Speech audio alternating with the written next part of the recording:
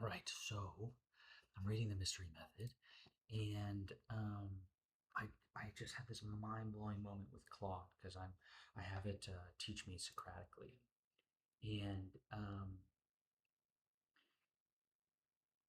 I would get so thrown off when a woman would test me.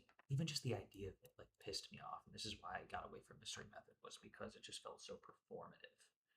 Performative being like, this is who I am, and this is what I need to do to get what I want. But who I am and what I need to do are not in alignment. They're incongruent with each other, right? And I didn't know how to change who I was to do what I needed to do to get what I wanted. So what I did was I just focused on doing what I needed to do rather than becoming who I needed to become. Does that make sense? So evolutionarily, I didn't move at all, right? I got what I wanted, right? But all this movement happened outside of me. None of the movement, right? Because this is who I am, this is what I need to do, and this is what I want to get. I eventually did what I needed to do and got what I wanted to get. But the only thing that didn't move was who I was. So once I did what I needed to do and once I got what I wanted to get, none of it mattered. It made me suicidal because it was performative. And performative to me is basically changing everything else but you to get what you want to get because you don't know how to change you to be who you need to be. And as a byproduct of that, get what you want to get naturally. So I had to learn tactics, aka the mystery method and stuff like that. Anyways, that's a side note. So it blew my fucking mind because I was like, holy shit, I would get so I felt so like weak and not wanted in when a woman would test me, right? It felt like an obstacle, not an opportunity. But as I have Claude run me through this Socratically so that I can learn it, um, I had this mind blowing revelation, which is fun because that's the name of this like second book. But anything in life doesn't have a meaning, you give it one. So, with that concept from psychological relativity, we can apply that to gaming, which is her test doesn't have a meaning, you give it one. And the meaning I gave it was not an empowering meaning, right? So, you would basically like a meaning is a filter through which we perceive what is happening to us. So, she would test, which would be like if this is the formula, she would test, it would go through my filter of meaning, and I would make that mean that because she's testing me, it's an obstacle. She doesn't want me. I'm not worthy, right? That was my reality. This just broke a fundamental law of my reality. The fundamental law is in um, um, not true, but what I thought was true. Because fundamental law sounds like objective truth. I'm talking about fundamental law of subjective truth. So what I thought to be true, which is not true, right? It just shattered one of these. So that being that what's actually happening is an opportunity or an obstacle. Same words, same moment, but one person who views it as a obstacle like I did felt like it was an attack. I felt like I was being attacked by one, right?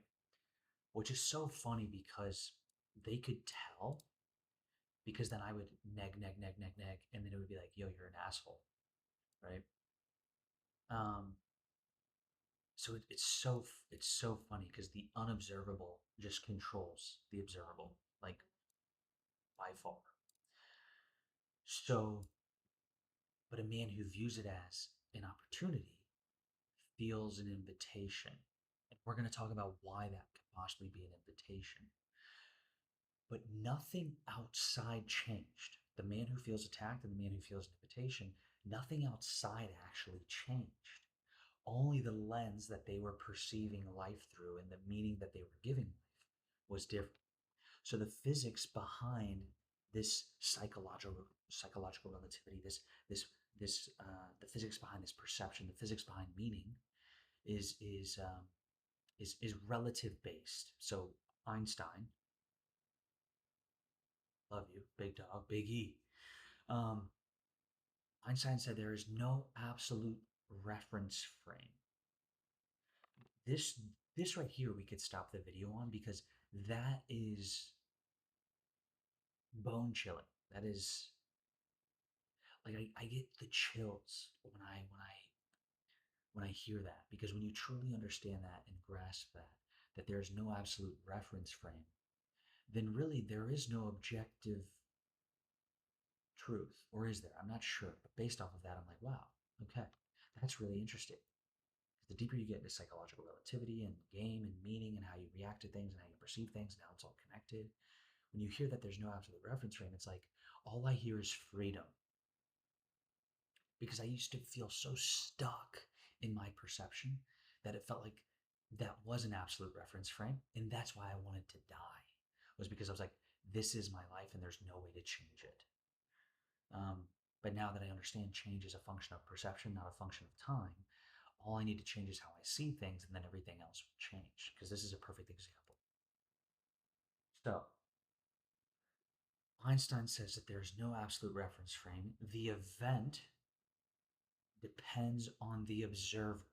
Is this not mind blowing to you guys?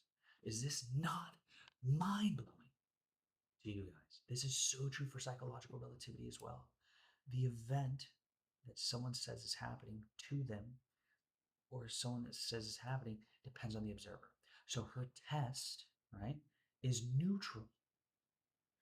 Your frame, your perception, the meaning you give it, decides if it's an obstacle or an opportunity. You're not reacting to her, you're reacting to your interpretation of her. So here's here it is. So I'm gonna walk you through something right here. Okay. So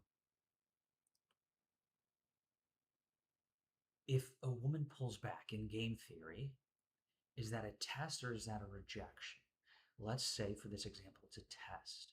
And then what is she testing you for? Is she testing you for your looks or your composure?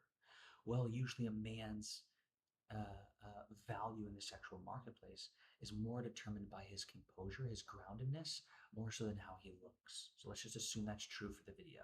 Okay. So if you flinch, if you get needy at her test, hypothetically, did you pass or fail the test? You would have failed the test. Let's just assume that's correct for this video, right? If you stay calm and you keep smiling, is that a pass or a fail? Let's assume that's a pass for the sake of this video.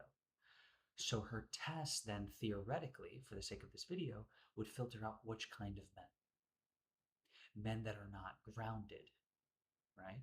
So a needy man, right? So her test is actually what? An opportunity or an obstacle.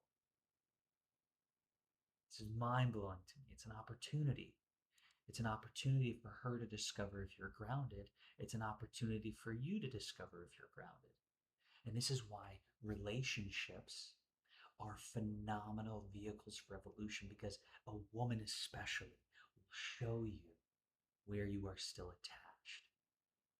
How beautiful is that? So this makes me so excited about gaming again because now if I approach it through an authentic approach rather than a manufactured approach. So if I instead of learning the tactics that attract women, if I focus on my evolution that allows me to be grounded, which is what she's attracted to, because all of the tactics are artificially displaying what? Groundedness, stillness.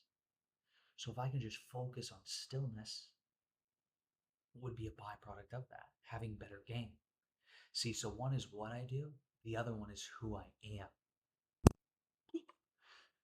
God, it's like my love for game has just become revitalized. So,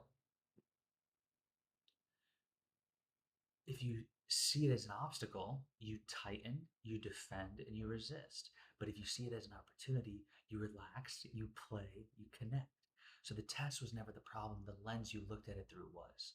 So if you change how you view the world, how you view her test, you change the reality that is happening. This is not just dating, this is everything. Ooh, putting y'all on game.